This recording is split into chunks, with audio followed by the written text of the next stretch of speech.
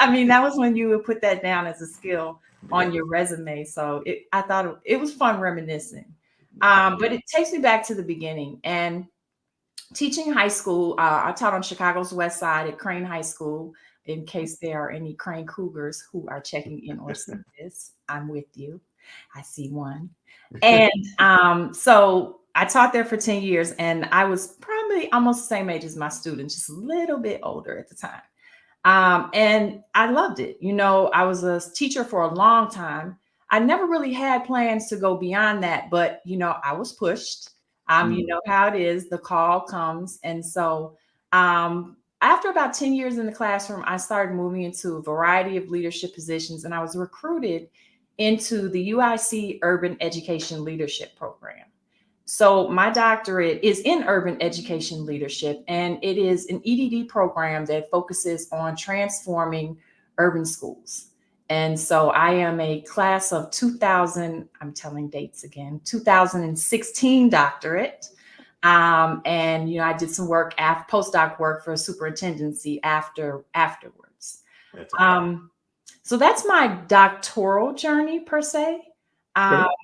While I was working on my doctorate, I was transforming schools. So at the time, I did my principal residency at Kenwood Academy with my mentor, Principal Dr. Jones. And then I was at O'Keefe School of Excellence, where I worked with Dr. Jasmine Bankhead, and we turned around O'Keefe. And I did my capstone work on improving mathematics instruction through teacher collaboration and a variety. It was so long ago. Don't make me quote the exact title. It's all good. Yeah, so it was great work. And, we had a lot of fun and a lot of great relationships. And now I am at the helm of TechEd Maven Consulting, which was born not even a year ago. So we're still in our first year. And our objective and focus is really on empowering educators, parents, families, communities around technology advancements, because we know education is hard work. And so if there are tools that are out there and there are ways and techniques that we can improve our practice in less time, less teacher burnout, less administrator burnout, and we can have a greater impact on our students. So that is the overall mission of TechEd Maven Consulting. We consult across educational leadership domains across the board. We have people who support and are experts in areas ranging from culture and climate, curriculum instruction, STEM education. And so we go cross gamut. My personal studies right now are around artificial intelligence. Having a STEM background, AI is everywhere. And we'll talk a little bit more about it. So it's not something that just became brand new, but I would say it became brand new, fascinating to me in the past 2 years.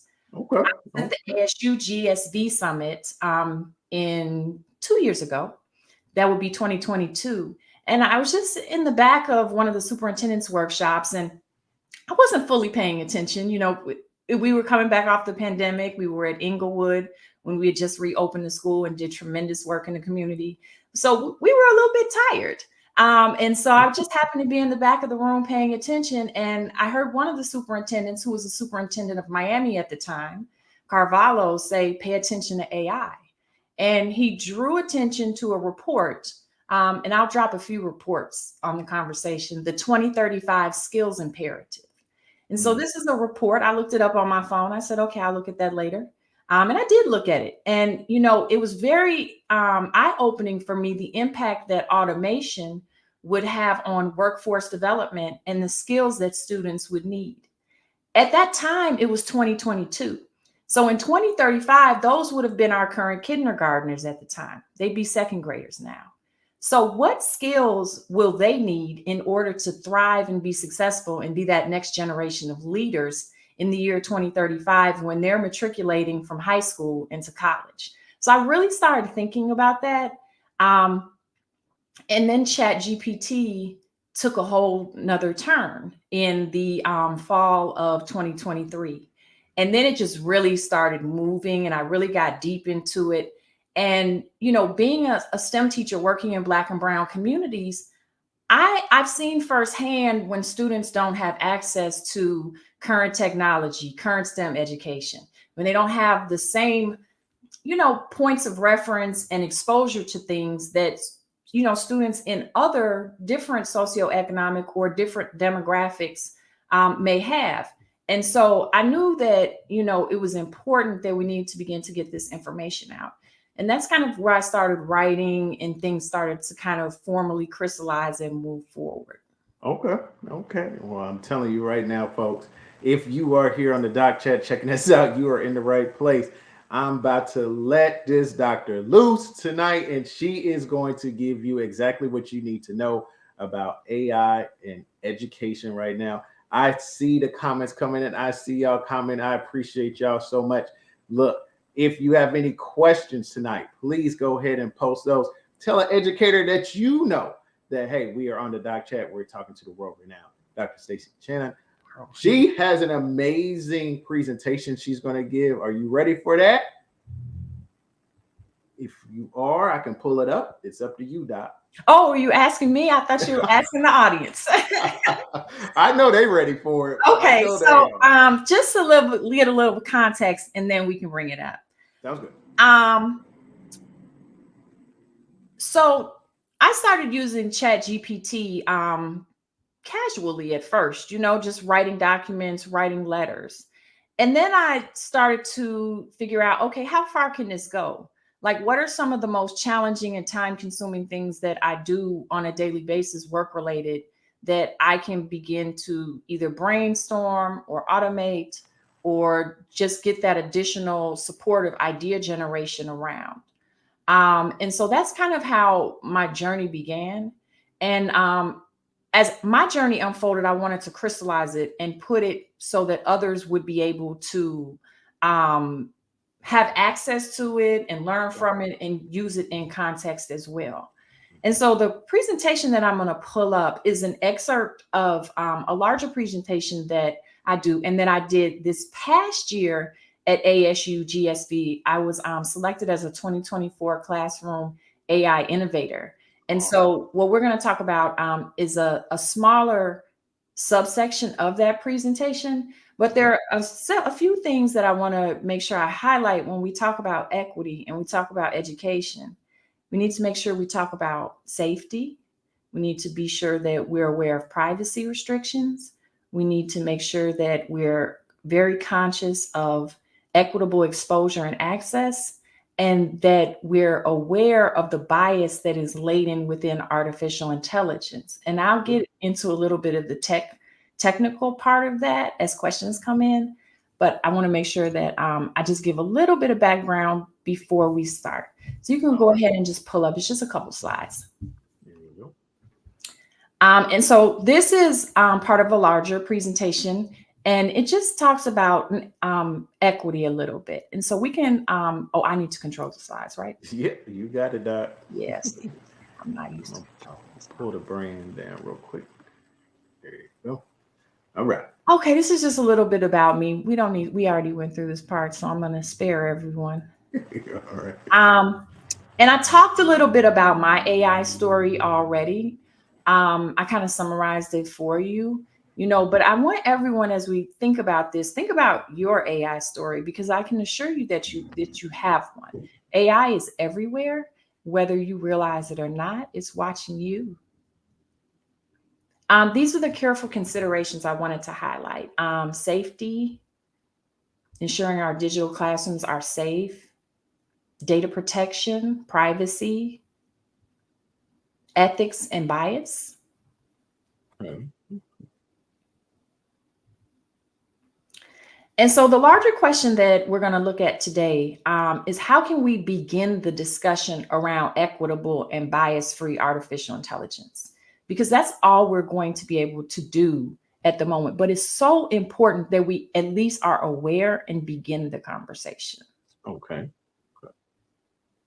So a little context here, and I think this is going to play unless I pause it, which I just did. So I'm going to give you a little bit of context. I was creating a content series for TechEd Maven for Facebook, and I wanted to highlight African American contributors to STEM in America because this was at the end of January. So I was creating content for African American Heritage Month.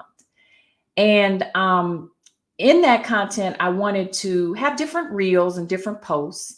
And so I created a prompt with ChatGPT and I asked it to do that.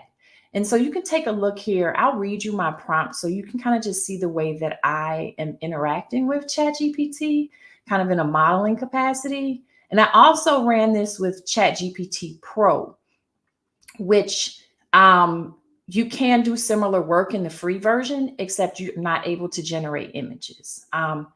I highly recommend ChatGPT Pro because just the level of compute and the level of quality of the content that you'll be able to produce. But the free version, is a great place to start if you're not using it as well. Okay. So, did you have a question? Well, when you're talking about prompts, and let's try to take this from a stage of I don't know anything you're talking Yeah. about. What Yeah. exactly do you mean when you say a prompt? Right. So a prompt is a set of instructions that you would give a chatbot. So you're basically telling it what to do. And Okay. so in essence, when Chat GPT or any of these chat bots, Gemini, and they're appearing all over, even if you're just using a chat bot, like that might be linked to Amazon or linked to a company. When Yeah. you're giving instructions or you're creating an input into the system, you're writing a prompt. Okay. And there's a whole field around prompts called prompt engineering. And I'm not going to get too far into the weeds unless people have specific questions around that. Like I said, this is a snippet. Yes, right.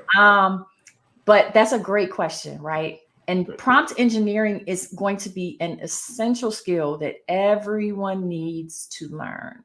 That's And right. so my materials actually teach prompting in the context of, either you're a teacher or you're a principal or you're a leader, or, I have other materials that would be related to different themes, sports or things for teenagers. But prompting is a skill that everyone needs to begin to master. Good to know. Good to And know. so let me read to you and explain to you my prompt here. Okay. So my prompt that I gave was, I told ChatGPT, I'm creating a social media set of content to honor African Americans in STEM. For this content, please place a table of 20 African Americans who have contributed to STEM in the past 400 years, being sure to include current individuals as well as those from previous generations. Please be sure to include women and men. This is me trying to, help guide things not being biased and promote diversity within the prompt, right? Okay. There should also be a 100 to 160 to 180 character summary of their accomplishments. This table will have 2 columns. The audience is for school principals to highlight these individuals to their school community to celebrate Black History Month. So I gave it very specific instructions around what I wanted it to do, Yeah, right? And sounds like so it. Yeah. And so now we're going to take a look at what really happened. Let's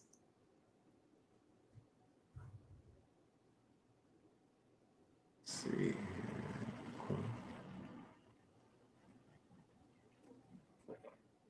And so it's doing what I asked it to do in regards to highlighting individuals and their accomplishments.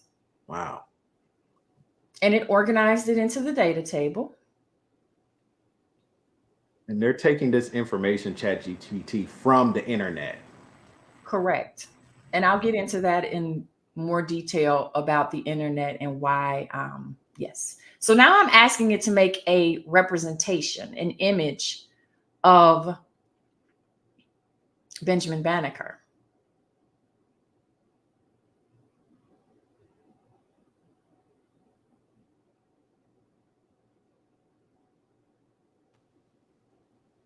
Wow.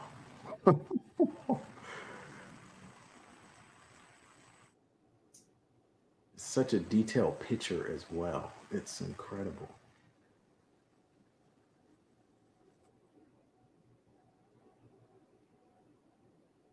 Now, of course, you're not doing this live. This is something you've done, and this is what the kick out looks like after you put in Correct. your So this prompt. is a screenshot of Yes.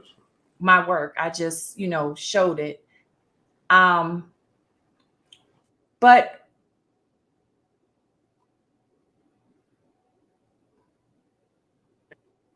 Answer the question and kicked it right back. Yes, Benjamin Banneker is African American.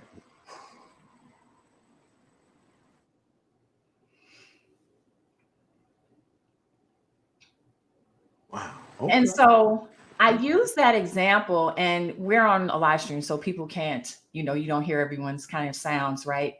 But normally, when you show the image of the first initial image that presents of Benjamin Banneker, and he's not African American, people are like, you can hear the shock. Um, but what I'll say is that I wasn't quite shocked when it did that. I've been running images on, I use ChatGPT Pro, and their image generator is called DALL-E. And so I've been using DALL-E to run images probably since it came out, which may have been maybe September, October. And I often ask it to run images of classrooms or schools, and I wanted to include diverse students, various representations, and it really struggles. And Mm. sometimes, if I ask it to run a classroom of happy children, those children may look one way, stereotypical. And Okay. or if I ask it to run a classroom of sad children, there may very well, and most of the time, there is some type of interlaid bias or stereotype in what I get. Okay. Okay. Because I want to jump into something real quick because we have a question that kind of aligns with this. Mhm. Let me pull it up real quick because this is really good. Um, Kind of long story short of this particular question, Ashley, who's phenomenal, talks about her daughters. She's using AI as a parent, but is seeing they're failing our children. So, as you kind of brought up the point that you did, her question goes into what are some suggestions to bring up AI and these regulations and help them with the education that needs to be taught? Because it's just like you're saying, it's not putting out there who we truly are. It's kind of giving this example of what it thinks it is, but if it's like you said, it's from the internet, it's just taking and putting out there what it has. Is that correct? So yes, so I'm looking at Ashley's question first. So I want to answer her question. Go ahead. And so Mhm. she has two girls who are 4 and 6 years old.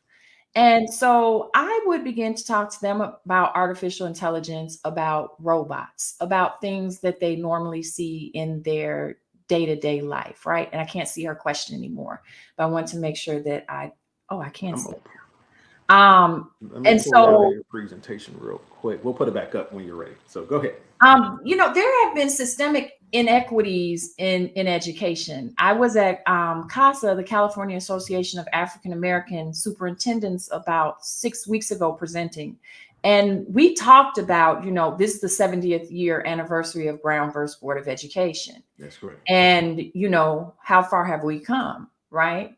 Mhm. And so while our schools are not segregated like this, by law, like the schools that my mom and my aunt went to in the South, um, we still have, they're not equal, right? That's correct. And depending on where you live, they may very well be separate still, but it just looks different, right? That's right.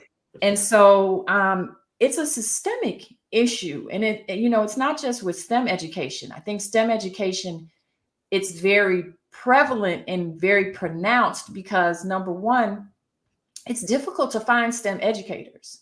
You know, try to find a middle school science teacher. It's very, very challenging. And Yeah. so when you do find STEM educators in public schools, right? And they're there. Very good Correct. ones too. I was one of them. They have their choice of where they want to go. And Right. so oftentimes, they might take assignments that seem easier, not always, but it happens. So in higher need schools, it's harder to staff, it's harder to find STEM teachers, it's harder to find computer teachers, and it just continues to perpetuate these inequities. I know when I went to college, I was the only woman of color in my classes. And so, you know, these are things that are out there, and they're systemic issues. And so we can look at AI, okay, and say, how can we get a leg up with this? If we begin to work with this and educate ourselves and educate others, because there's a ton of misinformation. That's right. How can we use this for empowerment? How can we use this as a lever for personalized education and use it to begin to equalize? And so it's going to be a continual work in progress. And just being here and being on this call and on this video and everybody enrolling in their, I saw someone said they're in their AI class, do all of that. So because knowledge is power, and it's going to take all of this, all of us, to be able to do this. Now you had a second question, I believe, about the internet, and I want to go back to the example.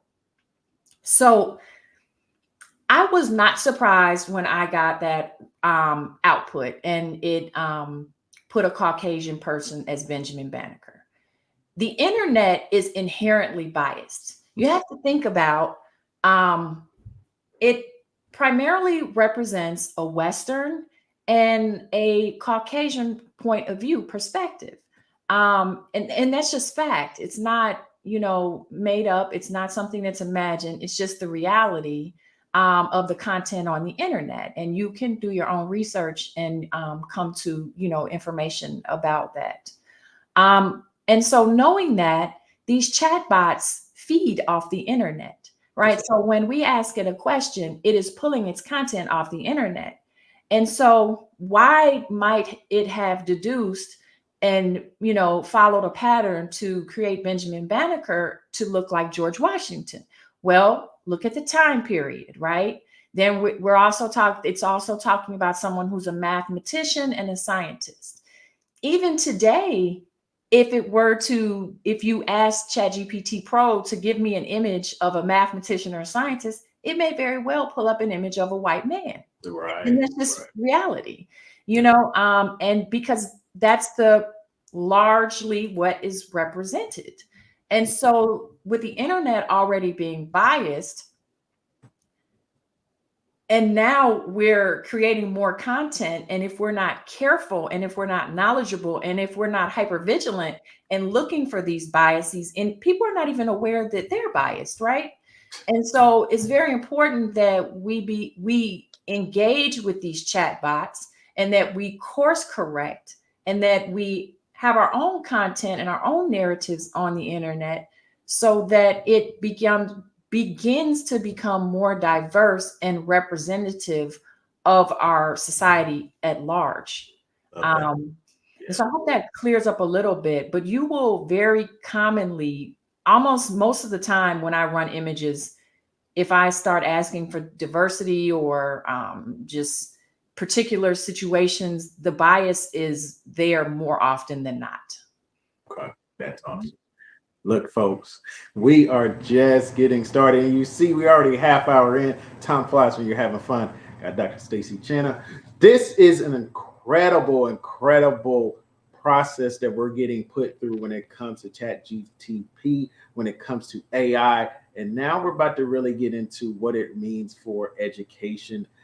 I'm telling you, I'm ready to see more of this presentation, because I want to know how your work transcends now, as you say, us making sure that we're putting our influence into AI and into the future for us. So go ahead with what you got. So there's not too much more of the presentation, because I wasn't planning on doing a full presentation, but I do have a couple resources if people are interested. Okay. This first resource here is, if you're an educator, you're about to be inundated with EdTech tools. They're going to come from everywhere. At ASU GSV, there were, hundreds of companies, and everyone, if not thousands, and everyone has, their own AI, and it can be overwhelming if you don't have a systematic process to begin to work with your teams and work with your school community to determine what is right. And so this educational technology framework is a free resource that you can have to begin to help your thinking and guide your assessment and implementation of tools within your school community. And I don't want to lose StreamYard doing too much clicking. So excuse me. It's okay. Because what we I want also to put the link for do. that into the chat, I believe. Okay. Well, I'm going to pull up your website as well, if you don't mind. Are you Sure. okay? Well, let's just take a look. Let's just finish the slides that are here. Good. Yeah, And let me then know when you're ready for I that. can close this out. Okay. All right. So that's that. And then for educators specifically, there are two books that I recommend, and we do trainings around these materials. If you are a teacher and someone who, and it could be from pre-K all the way through graduate, and someone who is actually teaching and planning lessons, and you're a Chat GPT or an AI beginner, I would recommend the Blue resource to start your learning, and it has prompts that are aligned to different areas of instruction that you can use and customize to begin to support your planning and preparation, your instruction, using AI as a thought partner, and it really walks you through. If you are a leader or anyone who would be providing feedback, leading instructional teams, I would recommend the White Book, which is of observations, evaluations, and feedback. And so there's a QR code there, and all of these resources are available on Amazon as well, so that they're accessible. Awesome. Awesome. And we're going to go to my website, and we're going to ask questions. So I'm just going to close this out. All right. Let me get that up for you. Here we go. Awesome conversation so far. I am just real the people that are viewing right now and what information they are even sharing about what's going on in AI. So talk to us. When did this officially birth? And tell us right now. Story of TechEd Maven. That's right. That's right. So I believe that things align in this almost perfect way in life, right? And so if you had asked me a year ago, would I be on a podcast talking about books? And the answer would be absolutely not.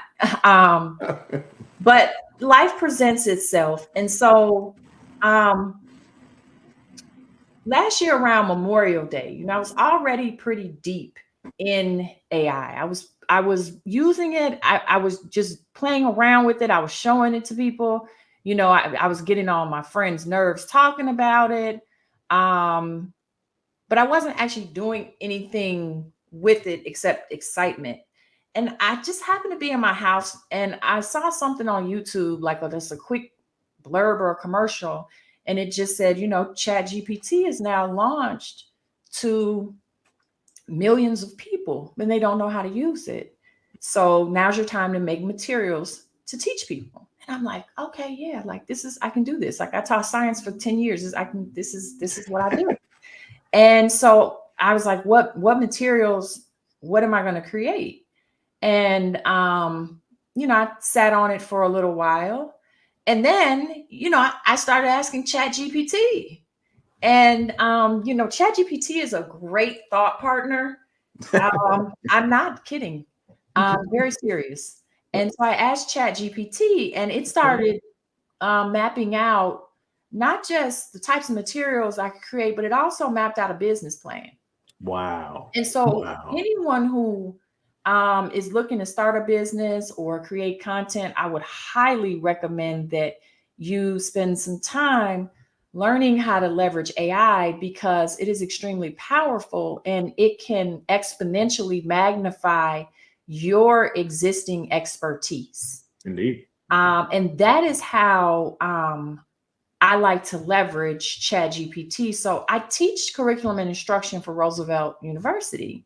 And so I thought to myself, okay, I know some of my students, they were saying, they're not, they were doing their field observations and they were talking about how other people the teachers were complaining that the students were cheating with ChatGPT, and the teachers were using ChatGPT on their observations, their pre-observation comments or whatever. Like, and it was almost like a joke, like everybody's making fun of everybody cheating with ChatGPT.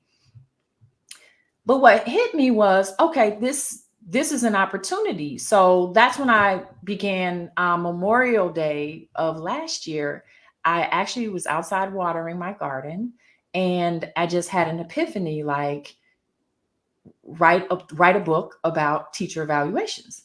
Well, I'm not going to, write a book necessarily about teacher evaluations, because I believe if you improve your practice and you become better at what you do, your evaluations are going to improve organically and naturally, right?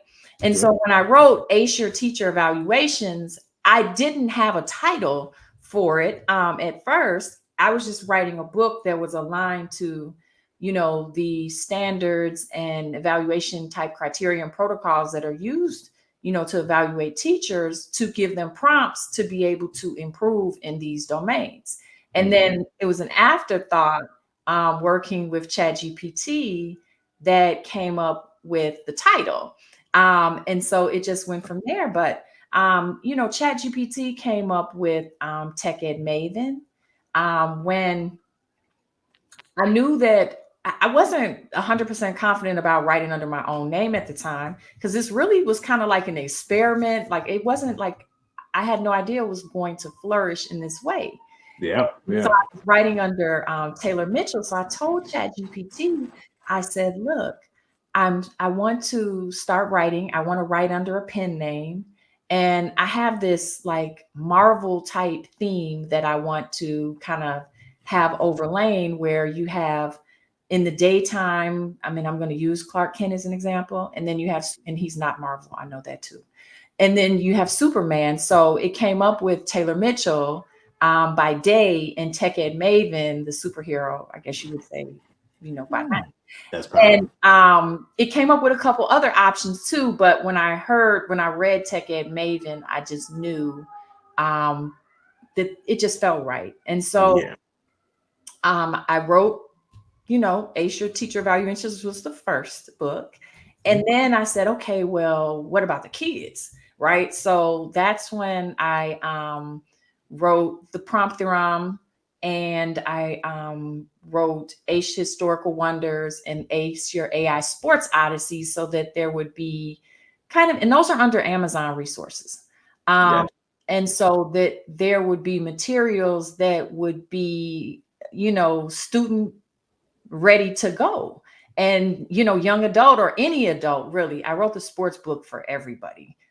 So that, if you want to kind of learn how to use ChatGPT or any of these generative platforms in a performance task or project type of manner, that's what the books are. They start out with simple tasks you're doing in the beginning, and then you're building up in the complexity of what you're doing until you have a much more comprehensive project or performance task that you're completing at the end. That's awesome. And, then we created the prompt recipe, which is kind of a framework. And when I do my trainings, I, go into that and examples. And then at the end of the summer, last summer, I wrote Ace Your Instructional Leadership. And a friend of mine, actually, I won't say his name right now, but he told me to write this book. And I was like, come on, the other ones aren't really moving. I don't know. He was like, no, go ahead and write that book. And I'm so glad I did, because it took off. And, so it's really exciting. So the rest of those are just different resources for schools, journals. But when I tell you that leveraging AI, you can really get your entrepreneurial game on in a completely different manner and capacity that you would have ever thought possible. I'm not joking. All of this was created. Every material, none of this was here a year ago.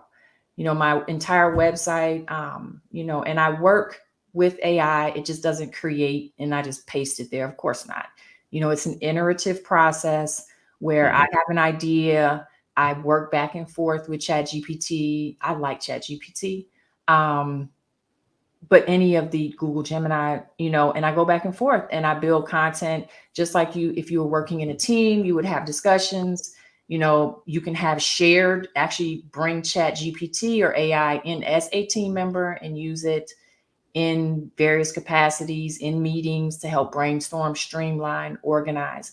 There's just so many ways, particularly when you upgrade to pro. The things that you can do are almost becoming endless. There's something new every day.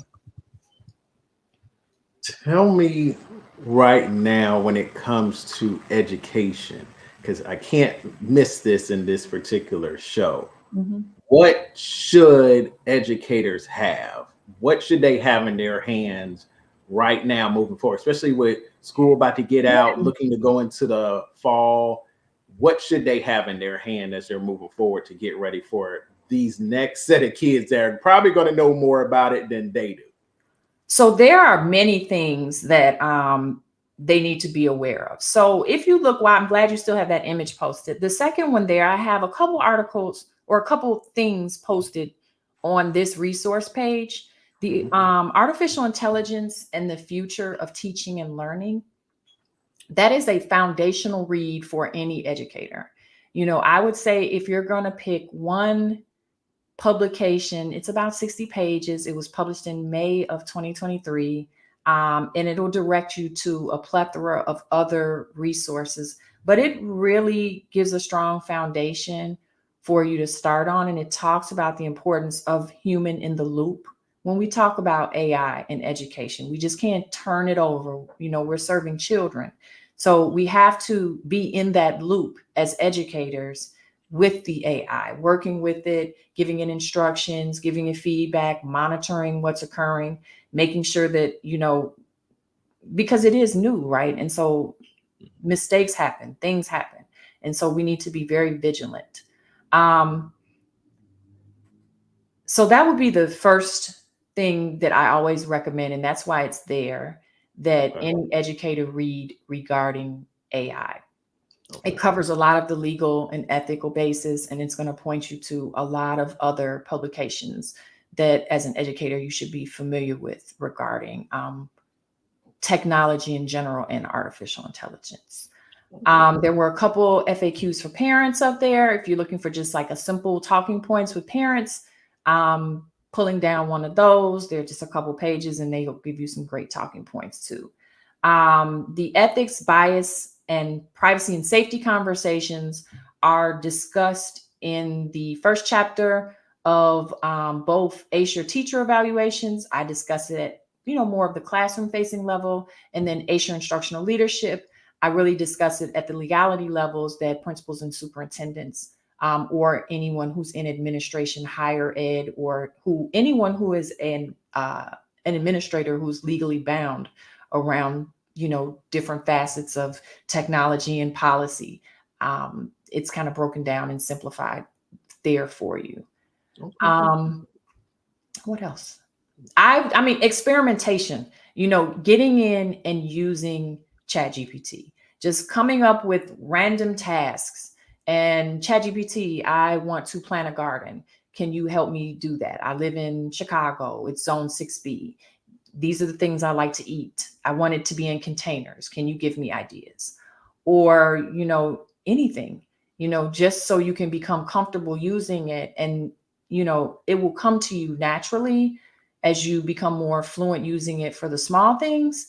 Then you'll be comfortable beginning to use it for strategic planning and higher cognitive tasks. Okay. And let me pull this up because, folks, this woman is traveling and she is doing it big time. Schedule. I just appreciate her for even having a couple minutes. Okay, so this is a great time to make this shout out. I just left UIC's pharmacy graduation. My younger cousin, Chana Miller. Shout out. He is now Dr. Chana Miller. And so I'm going to make sure. She said, no, don't shout me out. I said, yes. Gotta shout you out, Doc. Gotta shout you out. We love it. We love it. Someone said, do I do a risk analysis for insurance? I would ask it. Yeah, it would do it. Definitely would. Definitely would. Let me see. So you just came back from San Diego, one of the most exclusive AI conferences in the world. In the world. Tell us about that experience, what it was, because I think a lot of people see it, but they don't realize like you just ain't walking into this conference. Like you was there presenting to thousands and thousands of people. How Well, I was wasn't presenting to thousands of people. There were thousands and thousands of people there. I did not present to thousands and thousands of people, though. Well, how many people do you feel like were there? Oh, it was definitely it was over 10,000 people. There you go. There you go. But I understand. I understand what you said. Yeah. So tell us about your experience. ASU GSV is it's a combination between Arizona State University and GSV Ventures. And they have an annual conference that meets at the intersection of education, educational technology, and entrepreneurship, right? And so, I mean, there are very dynamic, smart people at those 3 points who attend. And I was just very honored to be selected as an ASU GSV classroom innovator. And they selected me for the work with these books that have been created. And then I'm working, with Roosevelt and doing trainings. And so just helping to build the capacity of leadership around artificial intelligence and education. It was really exciting. The air show, this was the first year that they've ever done that. The air show was a 3-day pre-conference leading up to the ASU GSV Summit. I mean, it's extremely exciting. It was all about AI in education. AIR stands for AI Revolution.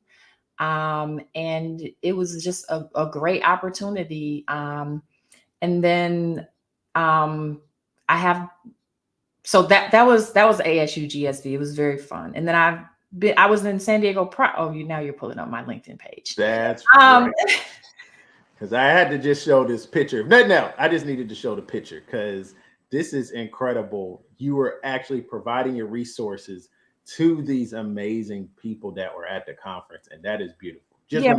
We do a book giveaway. So those of us who have been teachers, we know about our exit tickets, and we know we want, our exit tickets completed.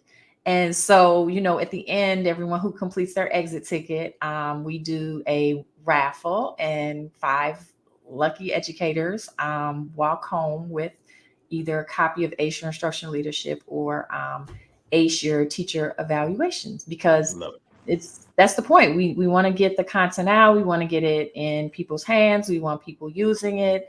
We want people learning. Because when leaders and teachers learn, then that can transfer to the students. If the leaders and the teachers are not comfortable yet with AI or with the tech, then, it takes longer to permeate to get to the students. And, AI is moving so fast. We all need to move as quickly and as responsibly as possible. That's right. That's right. That's awesome. And then the love is coming in. We got to shout out the love. Shout out to the doctor there. We love it. We love it. Thank you. We love the love that always comes on the Doc Chat. And I'm telling you, Dr. Stacie Chana is giving us what we need to know moving forward, because I just want to kind of go on this part before we wrap up, before you kind of let us know where people can make sure they find you, get your resources, and where you're headed next. When it comes to what you just said, we seen where we were just last year. Where is this going? Where is AI going to the point where it's just like you said, people need to grab onto this right now, or they're going to get left behind? Because I always like to give the example of this. We missed that bubble of Amazon, Google, Microsoft, late 90s, early 2000s. We kind of missed that bubble of Bitcoin, late 2010s, stuff like that. And the 2010s are different things. Why is it so important we do not miss this bubble of AI? So I'm going to answer this in a couple parts, right? So the first part, you asked where it's going. Nobody knows. So one thing that's going to be critical is that everyone put their research and intel collection purview glasses on. So right now, Sam Altman is the CEO of OpenAI. That's right. And, if someone is at the head of this particular field, I want to know what that person is saying. That's just me personally. So, I've watched countless hours of YouTube videos of Sam Altman speaking. You mentioned Google, you mentioned Amazon, all of the major players. I would go on and listen to what they're saying about AI. Okay. But in summary, what they're saying about AI is that there are going to be major changes to the job market. There will be new jobs created, but in the interim, there will be a lot of jobs lost. And that is why it is very critical right now that everyone begins to educate themselves around how to utilize artificial intelligence so that when that shift happens, they're on this side of, I have these skills already. Those are the shorter term impacts. And just like whenever you have any large scale change, and they are predicting that AI will be the largest shift and the biggest thing that will ever happen in any of our lifetimes. Bigger than the internet, they predict that it will be bigger than anything that has happened in our lifetimes. And there are 4 ways that people act or react or respond when there's a massive change. You have people who become very angry. You have people who are very, very afraid. You have people who just ignore it and hope it'll go away. And then you have that 4th group, the road less traveled, people who begin to act intelligently and educate themselves and begin to move in the direction that they see forthcoming. And so I urge everyone here to be in that 4th group. There's a lot of information, and I would really listen to the people who, just for notes and understanding and consistency and looking for what they're saying and reading between the lines. I won't get too deep into their predictions, and I'm going to let you all do that for yourselves because I don't want to alarm people. But this is definitely something that we all need to be prepared for. I agree. Definitely. I'm telling you, folks, this has been one of the most incredible Doc Chat episodes. I'm going to let Dr. Stacie let us know where we can find you at, what's next for you, and I'm telling you how people can definitely get a hold of you. Yeah, you can get a hold of me on my website, and I'll put that in the chat, TechEdMaven.com. I'm also on LinkedIn, and I'm sure Dr. John will drop my LinkedIn in the chat because he's always on LinkedIn. That's his jam. I'm also on Facebook, so you can follow me there as well. We do have a YouTube channel, and all of those socials are on the bottom of the website. All of our socials are on the bottom of the website for TechEd Maven. Gotcha. What's next? Well, I'm going to continue creating content, educational content around, the intersection of artificial intelligence, STEM education at large, and education. And I will be presenting at various places as we move forward. And so if you're interested in setting up trainings or workshops, please reach out. Yeah. I just have to ask because this is just absolutely, it's just phenomenal to get this knowledge. If you were to talk to these AI creators right now, them big movers and shakers, like talk about like Sam Altman and these individuals, what would you tell them? Like, what would you really tell them that would really touch us, kind of us down here on that that level where it's like, hey, we're working with the people every day, because they're just putting the stuff out there. But what would you tell them, if you could, about what needs to be happening so AI could really be something that we all can benefit from? I don't know if I would tell them anything tell them, but I do think that it's important. And I think they know this. They may not act on it. They may. I don't particularly know. I don't, but I think it's important that we have as many diverse perspectives in these conversations as possible. Because it's not a one time like, oh, I conveyed this message to you and this is what you need to do. The world doesn't work like that, right?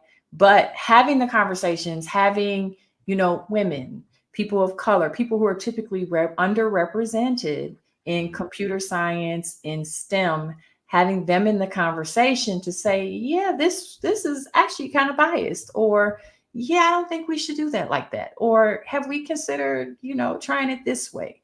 The more people, the more diverse perspectives, the more uniqueness that we're able and value that we're able to contribute, the better off that we will all become. Like that. I like that.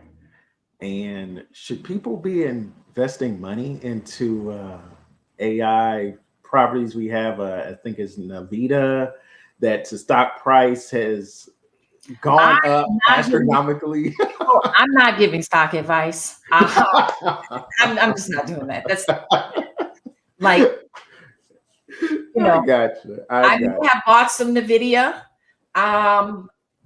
6 or 7 months ago. Okay.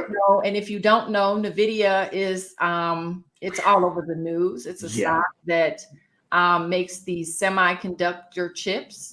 People should be thinking about how they can transition, and they should be thinking about the skills that they have and how those skills can be transferred and integrated and upgraded with AI, and how they can do research and where they can fit in this, new niche market. And I challenge you to use AI to help you do that discovery. Mm-hmm. I'm going to try to bring something up to show people how real this is, if I can get it. Are you bringing up Nvidia stock? You have to. You have to, because these people don't realize how wild this is. And this is the effect of AI right now. And I'm just going to pull up. Let me see if I pull it up. So if we're looking at the stock price today, just today, where it was a month ago, it dropped, but that's the first drop we saw really of it, because 204% in the past year. I mean, almost 1,800% in the past 5.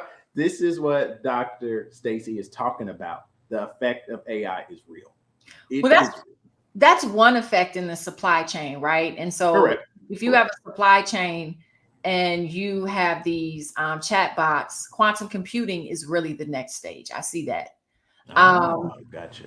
But, and I'm not a computer scientist, but I do, so this is one piece in the supply chain, and the chips are traditionally gaming chips, but they have enough compute to be able to run these larger chat bot models, right? Mm-hmm. And so use for critical infrastructure failure fault analysis.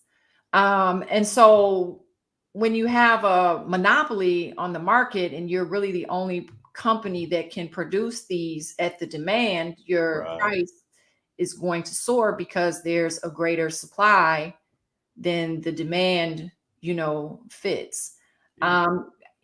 So there's so many different ways. AI is going to be impacting every company everywhere.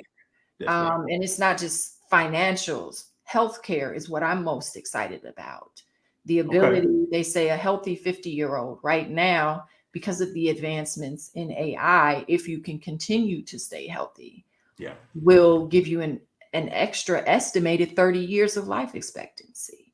So, those of us, it's going to impact everything. It's going to make life in the long term much more easy and simpler. And think about, 100 years ago, people, their life expectancies, what they were, and the types of things that, people got sick from. and died from. They're unheard of today. And so in years down the road, with the innovation and advancements in early detection that will be able to be continually done, our healthcare system is going to be transformed. And that's what's most exciting for me. We love that. We love it. I'm telling you, folks, I am thankful for Dr. Stacie Chana.